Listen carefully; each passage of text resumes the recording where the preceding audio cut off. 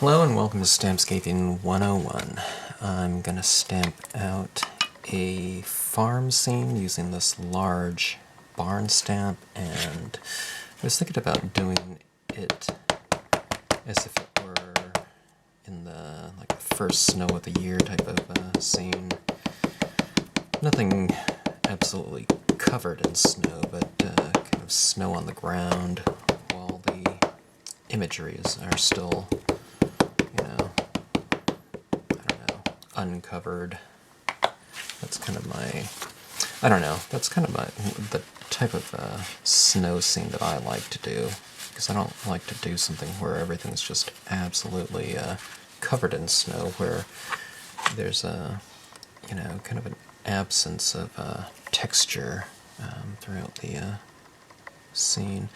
Now, another thing I was thinking about doing on this one was, talking about angles and how kind of changing the angle, the horizon of a scene can, create kind of a more dynamic composition sometimes. I wouldn't do it on everything, but when you kind of have things going at a slant, it kind of, visually, it gives a, kind of lends an element of movement to a scene, because naturally you're kind of sliding off. Now, after I inked this up, what I did is I took this paper towel and I kind of dabbed off the bottom of it, and that's where the image is going to be transitioning into the snow and a little bit of a suspended mist kind of hovering over the ground. Let's try some of the snow field stamp, and this is just bare rubber on the tack and peel tacky surface of the that material on my acrylic block. Tell you what, let's go with, trying to decide here, let's go with a deep lilac for the snow here. I have no idea how that's going to look, but let's give it a shot.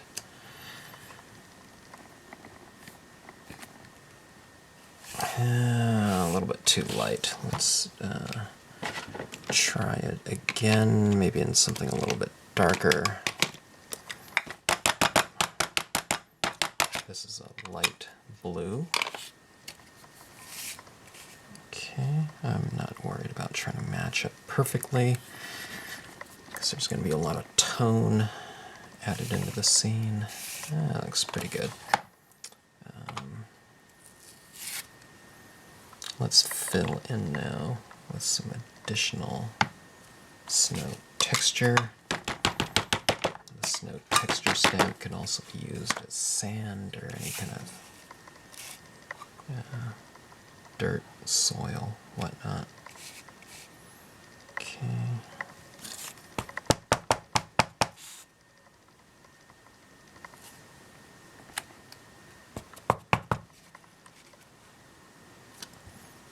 Overlapping previous impressions, and how about having some of the imagery behind,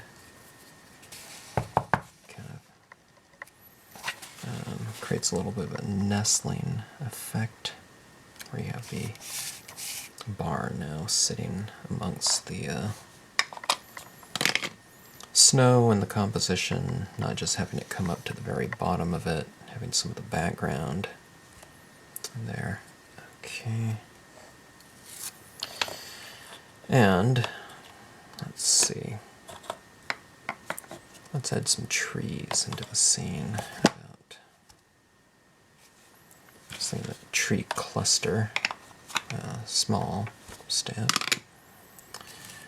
And let's go for a little bit of a mix of this color.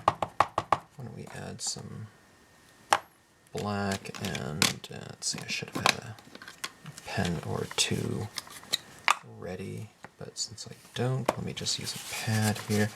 Let me take off some of this black ink right here and add a touch of the green to it. Okay, just to create a little bit of variation within the impression. I don't like to stamp this in black, then just color it up in green, because it fills in all the detail there, so I like to do my actual coloring on the stamp, so I get impressions of that color. Okay, masking off some of these areas. And I'll mask off some of that so that, you know, these trees are kind of amongst the snow. I'm kind of keeping in the spirit of that angle. I'm slightly tilting these trees, like so. And let's do that again with that tree. Something like this.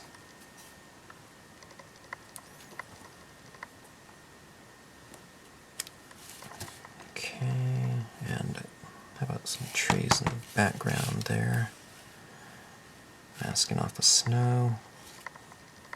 Masking off some of this bottom part. Alright, I wasn't going to do that, but I think I probably should. Let me mask off some of this roof top there, just so I don't stamp into that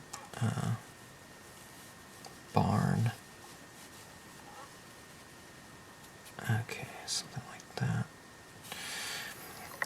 And we'll stamp some trees in the background, like so. Okay.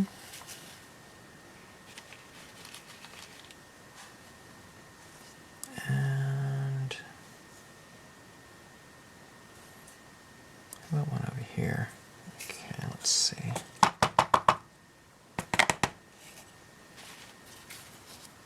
Mask off some of this. Tell you what. Let's take off some of the ink right down below.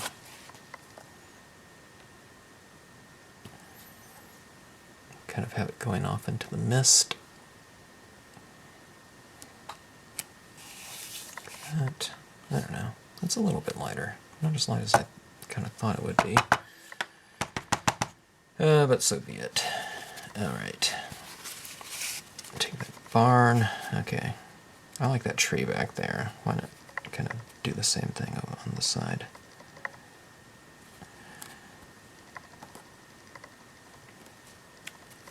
Okay. So we're building up the scene. It's kind of a good foundation right there, I think.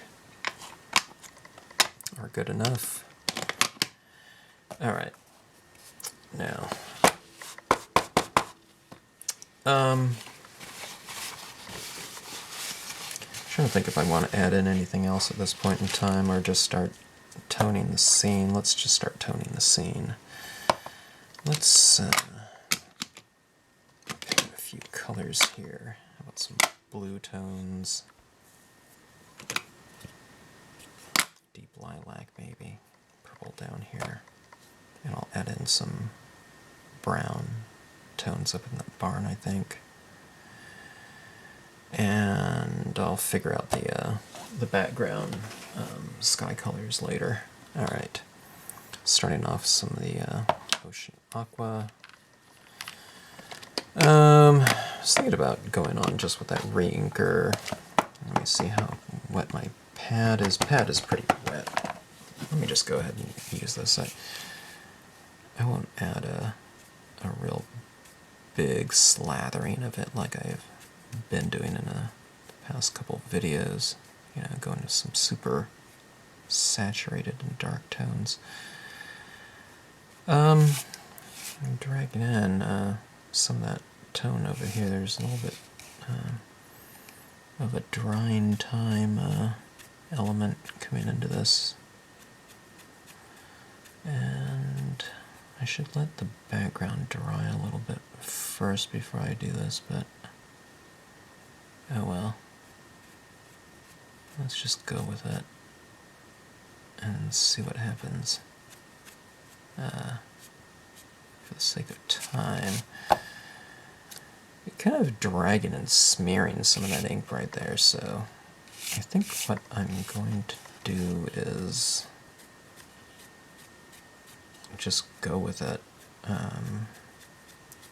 Suddenly that's a little bit more of a tranquil light snowy morning might turn into more of a, I don't know,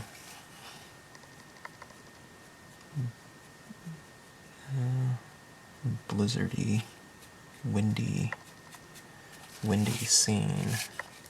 Kind of adding movement into here.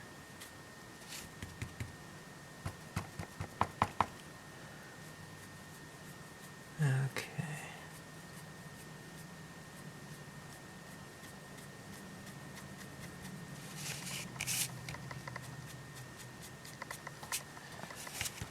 Okay, I'm kind of, just as in other videos, you'll be talking about a kind of a varied surface.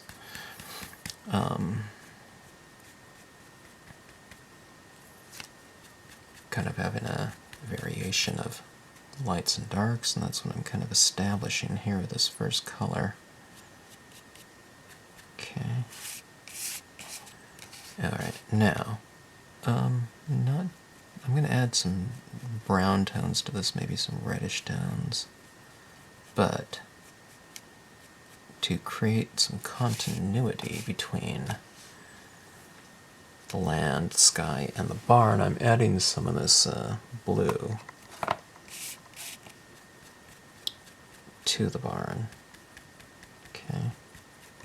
Otherwise things can look a little bit fragmented and unrelated. You'd have a barn kind of floating, floating in the scene. Okay. And if this is going to be kind of a blustery night type of thing, try to keep your movement in the same direction. You don't want to go like this way and then this way. Trying to keep it all going in the same direction. Okay.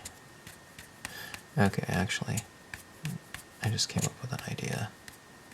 This is the perfect opportunity for some of that splatter technique with the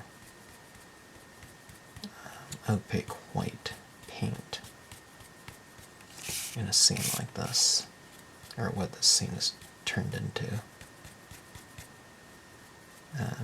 So we'll see how it comes out. I don't know.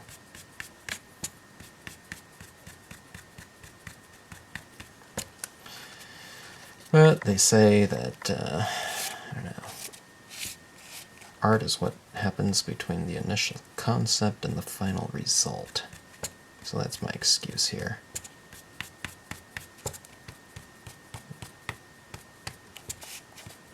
For smeared black ink.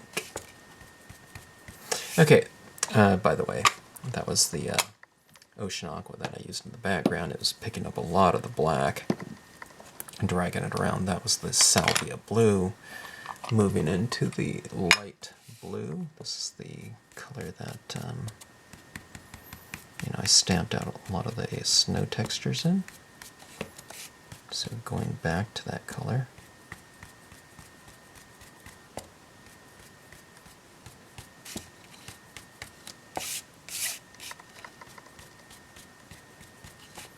Blending it in, retaining my light areas.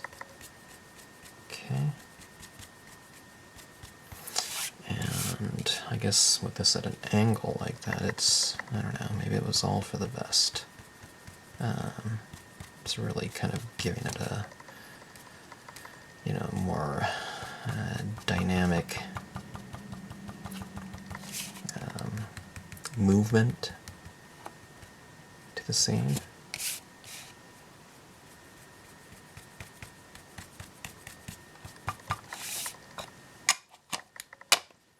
And how about dark blue?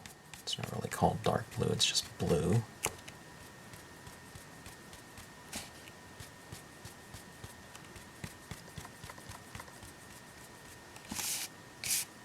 Kind of trying to add a little bit of a darker tone at the base of the barn. How about making that barn stand out a little bit more with some darker tone behind it. Okay.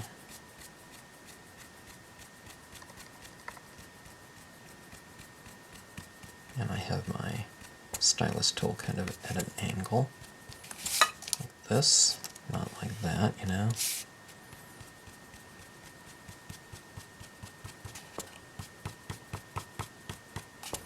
Okay, I'm going to have to stop this and finish the rest in step 2.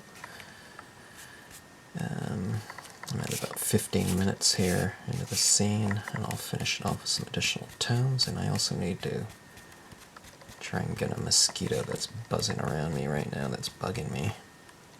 Okay. Anyways, stay tuned for step 2. This is where we're at right now. Thanks for watching. Stay tuned for part 2.